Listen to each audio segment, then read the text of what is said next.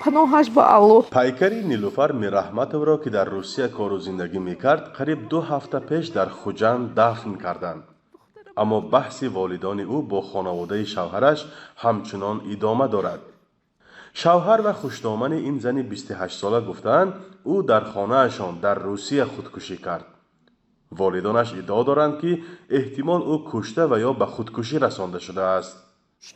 من این طرفی دستی چپش من اینجاش کبود بود. سونی پوچکوش یکتا چند تا جوش بدنوش و کبود بود. من اینجا دست ایزی من تو پنجه کبود موندگی بود. من این سالی من این طرفش ورم بود. کمتر ورمیش بود دستی همین طرفی چپش من اینجا قوشش ورم بود. سونی به نهایت خراب بود. دختری من به نهایت خراب بود. حالش بد بود. حادثه 14 ایون در شهر یکاترینبورگ رخ داده است. تابوت نیلوفر را بعد 5 روز آن به زادگاهش خوجند آوردند.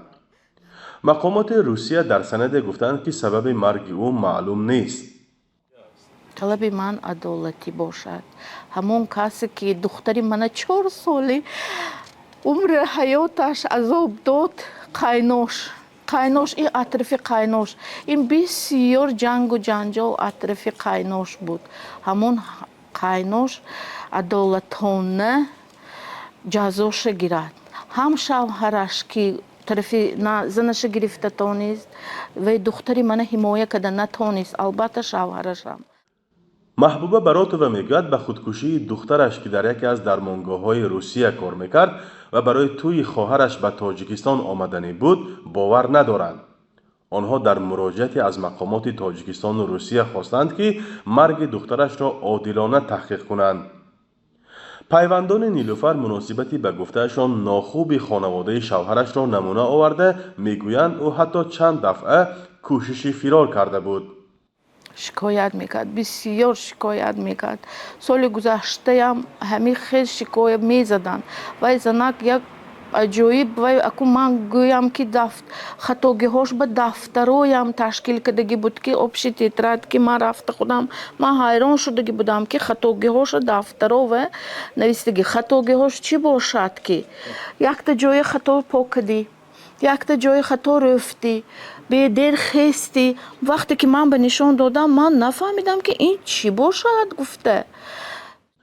پیوندان شوهر نیلوفر میرحمتووا آماده نشدند که در صحبت با رادیو آزادی این قضیه را شرح دهند و موقع خود را بگویند.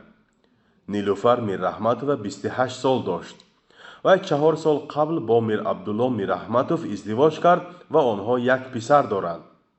در سالهای اخیر در تاجیکستان مرگ چند عروس در خانه شوهر جنجالی شده است.